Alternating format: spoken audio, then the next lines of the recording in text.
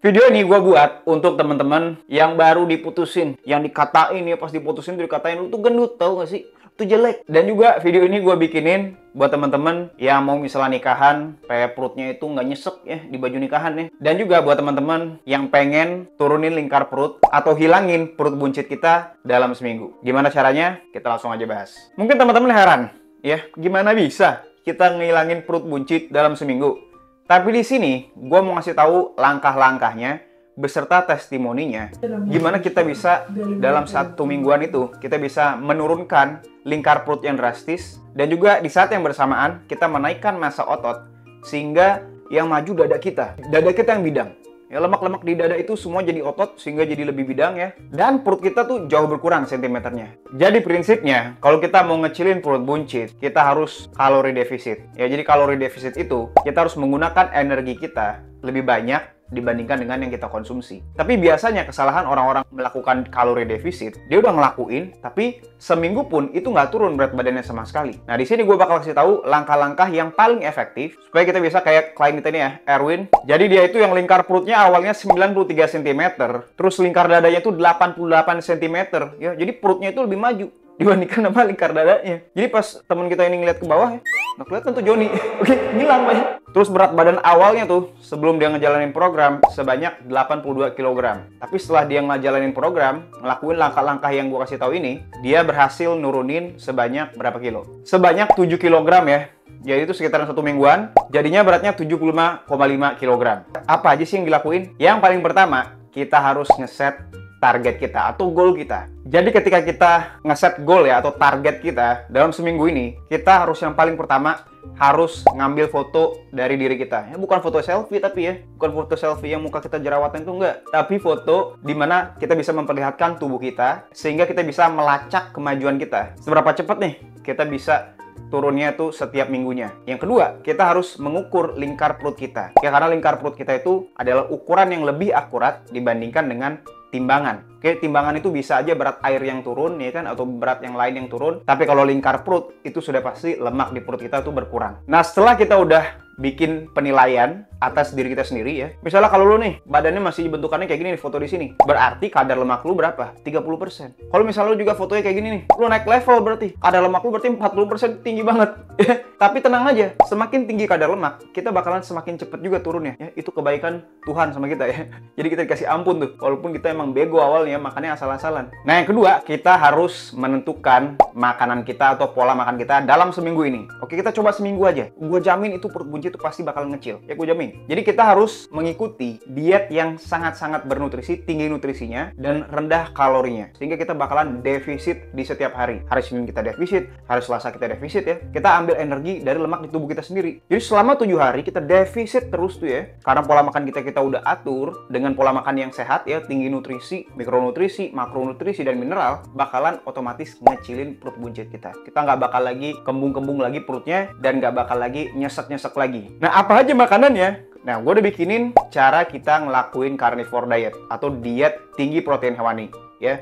Menurut gue, itu yang udah gue terapin ke klien-klien gue juga, termasuk Erwin ini, yang mampu menurunkan kadar lemak dan juga lingkar perut secara drastis. Simpelnya, kita harus memenuhi kebutuhan protein harian kita dalam seminggu itu. Kita nggak boleh bolong. Lu mungkin pas SMA, kalau kelas ya, suka bolos. Atau kuliah suka bolong. Nah, kita ini nggak bisa bolong ya. Jadi kita harus memenuhi kebutuhan protein kita sehari-hari. Ya, minimalnya tuh 2 gram per kilogram berat badan kita. Dan juga kita harus mengkonsumsinya sampai kenyang selama kita mengurangi energi-energi yang berlebihan dari karbohidrat. Nah, yang kedua, kita bisa menerapkan juga intermittent fasting. Teman-teman bisa tonton video yang ini ya. Gimana cara kita memakai intermittent fasting supaya proses pengecilan perut buncit kita itu lebih cepat lagi. Ya, teman-teman bisa tonton di sini. Langkah yang ketiga, ya kita nggak usah latihan beban dulu dah. Kalau bisa latihan beban, itu lebih baik. Oke, kita bakalan menaikkan BMR kita atau kemampuan tubuh kita membakar kalori itu setiap harinya. Jadi defisitnya tuh bakalan lebih banyak. Latihan beban itu gue rekomendasiin. Tapi kalau nggak bisa, ya langkah yang ketiga, kita bisa menerapkan olahraga yang paling ampuh untuk membakar lemak, yaitu jalan kaki. Jadi kita dalam seminggu ini, kita set jalan kaki kita dalam sehari itu minimal itu 10.000 langkah. Nanti kita download aplikasi pengukur langkah di HP kita. Nanti kita bisa jalan nih, kita jalan. Misalnya kita ke mall, ya kan? Misalnya kita kemana? Ya ke rumah mantan. Jangan sampai ya. Jangan sampai ada nikah soalnya. Jadi gitu ya, kemanapun kita kerja, misalnya ke tempat kerja, kita jalan, kita bawa HP kita ya, kita bawa untuk mengetrack atau melacak berapa langkah kita di hari itu. Semakin tinggi langkahnya, kalorinya itu yang dibakar akan semakin banyak. Jadi minimal 10.000, semakin banyak semakin bagus ya. Kalau saran dari gua, itu maksimal 15.000 aja, jangan lebih dari itu.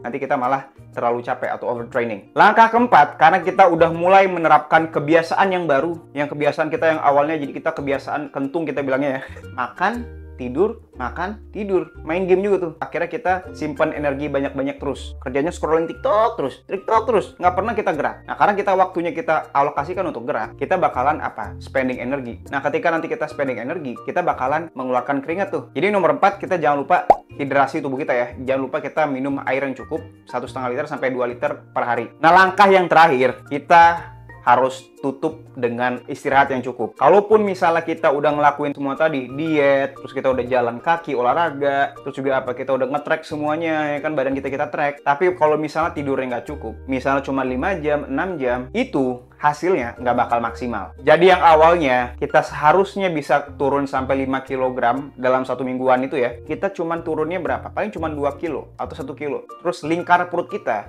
yang awalnya maksimal banget tuh, ya karena tidur kita cukup 7-8 jam. Minimal tuh 7 jam, idealnya 8 jam. Tapi apa akhirnya? Lingkar perutnya juga nggak maksimal turunnya. Jadi kita harus membiasakan tubuh kita tuh tidurnya itu 7-8 jam. Nah, kalau teman-teman pengen tahu tips cara gimana kita tidur nyenyak dan lama, teman-teman bisa tonton di video yang ini ya. Oke? Jadi gitu. Jadi kita simpelnya harus tiduran cukup supaya nanti kemampuan tubuh kita ini ya, terutama organ kita, kalau buat cowok-cowok ya, yuk cowok-cowok beruntung loh, kita tuh semua punya testis. Jadi kita kalau mau bentuk otot dan bakar lemak, itu jauh 2 kali lipat dibandingkan dengan cewek. Oke? Kalau lu, pasangan lu itu kurus dan lu gendut, lu harus malu sama diri lu sendiri.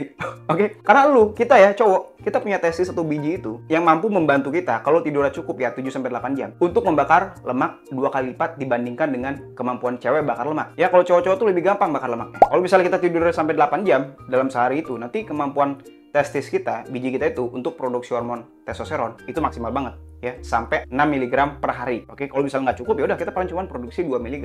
Jadi gitu ya, kesimpulannya buat teman-teman yang pengen ngecilin perut buncit selama 1 minggu, kita bisa-bisa aja, tergantung dari starting point teman-teman. Kita juga harus pakai akal sehat kita ya. Kalau misalnya kita dari obes banget, ya kan, coba lu sadarin, udah berpuluh-puluh tahun ya, misalnya lu umurnya 40 atau 30, berpuluh-puluh tahun lu makannya nggak bener, tapi lu berharap dengan seminggu lu bisa kecilin perut buncit. Itu ibaratnya apa? Itu ngelawan alam, Pak ya. Ngelawan, ibaratnya nggak bisa.